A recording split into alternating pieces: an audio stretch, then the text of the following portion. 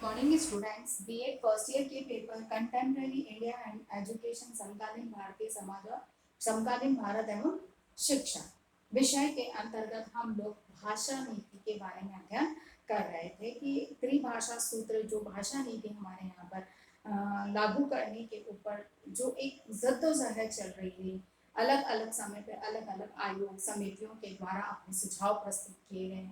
अपने सुझावों में कुछ आवश्यकता के अनुसार संशोधन प्रस्तुत किए गए, हम उन्हीं के बारे में अध्ययन कर रहे थे। अब तक हम लोग 1968 तक की जो शिक्षा राष्ट्रीय शिक्षा नीति थी उसके बारे में हम अध्ययन कर चुके हैं। आज हम देखेंगे कि राष्ट्रीय शिक्षा नीति 1986 के अंतर्गत ये भी एक बहुत कहना चाहिए महत्वपूर्ण शिक्षा नीति थी। इस शिक्षा नीति की वजह से कहा जाए तो एक बहुत तीव्र गति से परिवर्तन शिक्षा के क्षेत्र में आया और एक तरह से कहा जाए विज्ञान और तकनीकी के दौर एक जो दौर था उसका तीव्र गति से विकास प्रारंभ हुआ। यहाँ पर भी भाषा नीति भाषा को लेकर अपने विचार अभिव्यक्त किए गए। हालांकि 86 की शिक्षा नीति में जो प्रावधान रखे गए वो 68 की शिक्षा नीति के प्रावधानों को यथावत स्वीकार किया गया, यानी कि उसमें कुछ परिवर्तन नहीं किया गया और उनको यथावत स्वीकार करके और उसको अपने सुझावों में सम्मिलित किया। जो उन्होंने अपने सुझाव प्रस्तुत किए उनके अनुसार जो कुछ विचार उनके थे वो निम्नानुसार हैं कि सबसे पहला जो था उन्होंने वह था जो कि 68 की शिक्षा नीति में भी दिया गया था, विश्वविद्यालय स्तर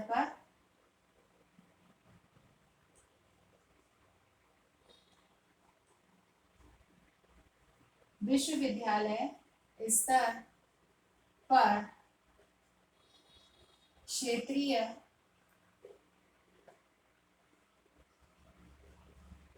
भाषा को शिक्षा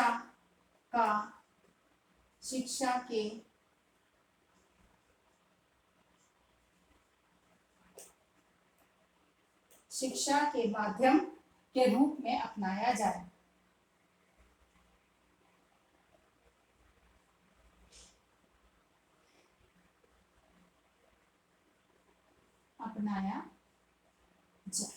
ठीक है ना, जो कि 68 की शिक्षा नीति में भी दिया गया था, जिसमें कहा गया था कि विश्वविद्यालय स्तर पर जो शिक्षा का माध्यम है उसमें क्षेत्रीय भाषाओं को स्थान दिया जाना चाहिए। वही बात यहाँ पर भी की गई कि विश्वविद्यालय स्तर पर क्षेत्रीय भाषाओं को शिक्षा के माध्यम के रूप में अपनाया जाए। दूसरी बात जो थी वहाँ त्रिभाषा सूत्र के कार्यान्वयन में ठोस कदम उठाए जाए।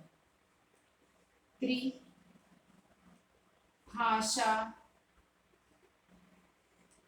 सूत्र के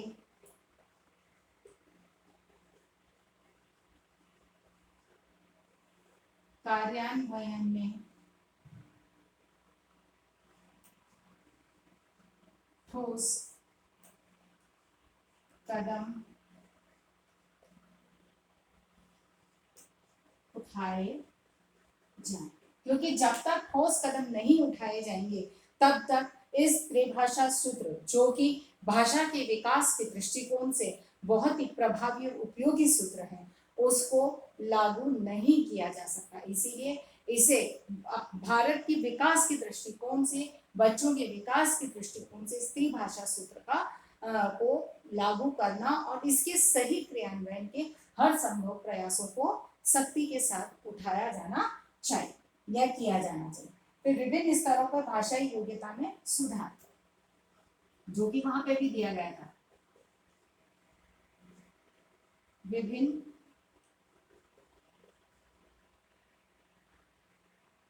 स्तरों पर भाषाई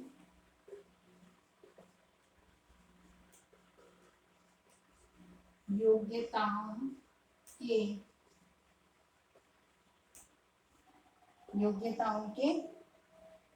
में सुधार या विकास, योग्यताओं में सुधार, यानी कि जो विभिन्न स्तरों पर भाषाई योग्यताएं हैं उनके स्तर में सुधार की आवश्यकता है। अब उसके लिए कदम, आवश्यक जो कदम है वो उठाए जाने चाहिए। जैसे कि हमने 68 की शिक्षा नीति में भी देखा था कि रचनात्मक कार्य या उसमें जो उसके अन्य जो प्रेरणात्मक कार्य हैं उनके माध्यम से बालक की भाषाई योग्यता को विकास किया जा सकता है, उसको भाषाई योग्यता में सुधार लाया जा सकता है। इसीलिए विभिन्न स्तरों पर शिक्षा के भाषा की शिक्षा के विकास के लिए प्रयास किए जाने अनिवार्य हैं या सुधार किए जाने अनिवार्य है। फिर बाद में अंग्रेजी व अन्य विदेशी भाषाओं के अध्ययन की सुविधा।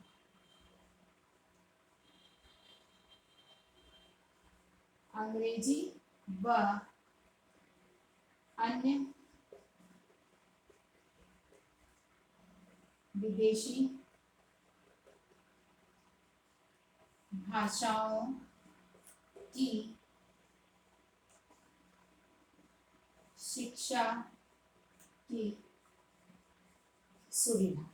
ठीक है ना, यानी कि जब तक हम सुविधाएं उपलब्ध नहीं करेंगे, विश्वविद्यालय विद्यालय स्तर पर इन अंग्रेजी और विदेशी भाषाओं को विषय के रूप में अध्ययन के लिए स्थान नहीं दिया जाएगा, तब तक इन भाषाओं के प्रयोग या इन भाषाओं का भारत में विकास संभव नहीं है। इसीलिए अनिवार्य है कि त्रिभाषा सूत्र के अंदर जो दिया गया था उसमें अंग्रेजी और विदेशी भाषाओं को में से कोई एक भाषा बालक चुन सकता है, तो उसके लिए विभिन्न स्तरों पर शिक्षा की सुविधाएं उपलब्ध होनी चाहिए, तभी बालक इनका चुनाव कर सकता है। फिर संपर्क भाषा के रूप में हिंदी का विकास।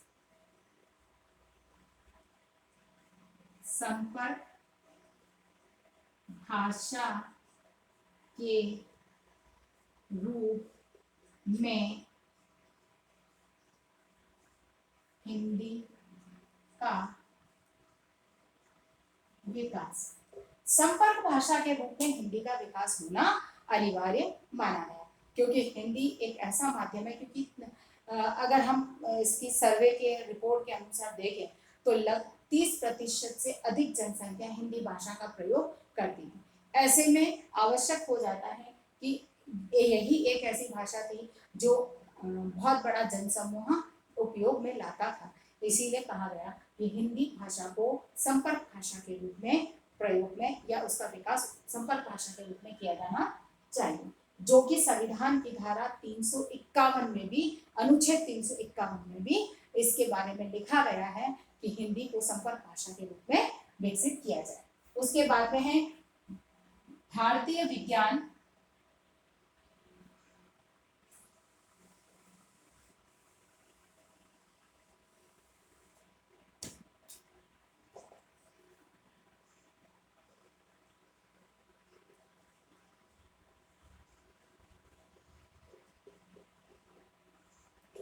भारतीय विज्ञान, भारतीय इतिहास,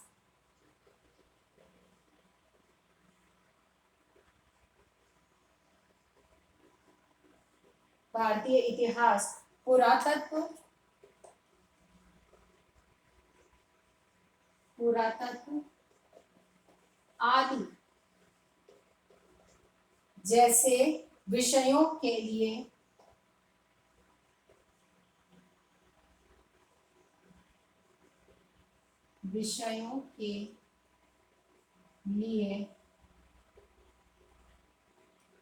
संस्कृत का विकास, संस्कृत का अध्ययन, संस्कृत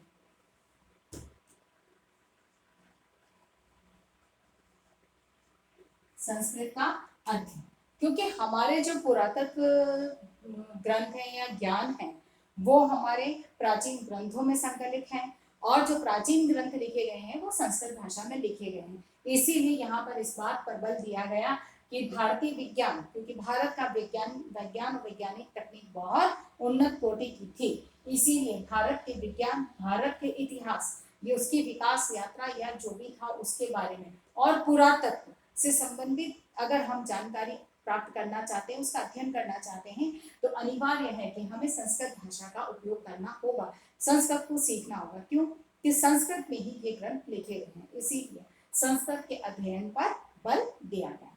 अगली बात की यहाँ पर एक भाषा से दूसरी भाषा में पुस्तकों के अनुवाद, साहित्यों का अनुवाद।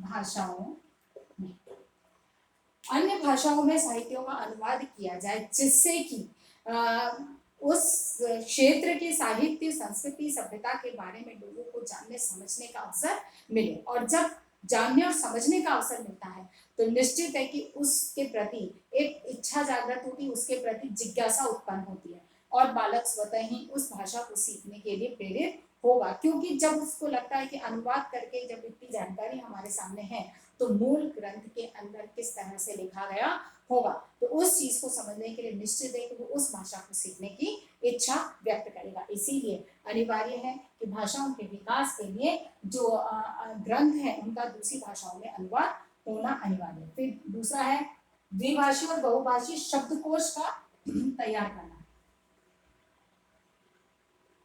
द्विभाषी व बहुभाषी शब्दकोश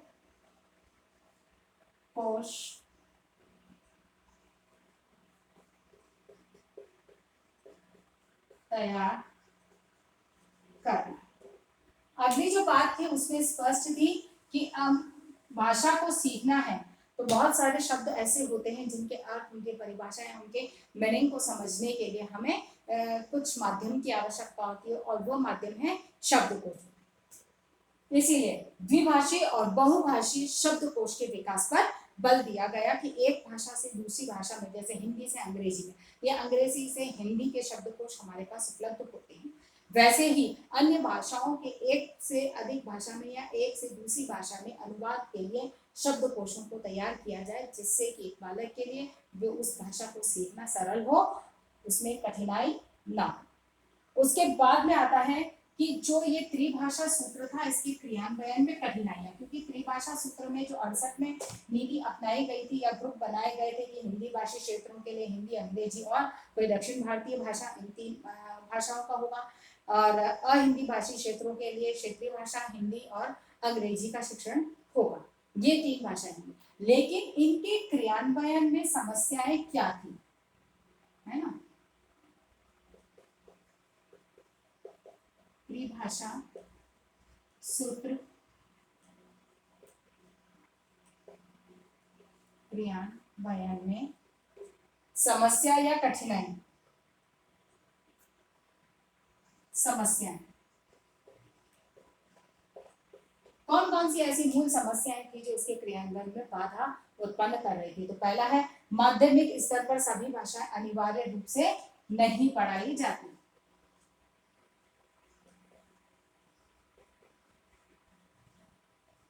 माध्यमिक स्तर पर सभी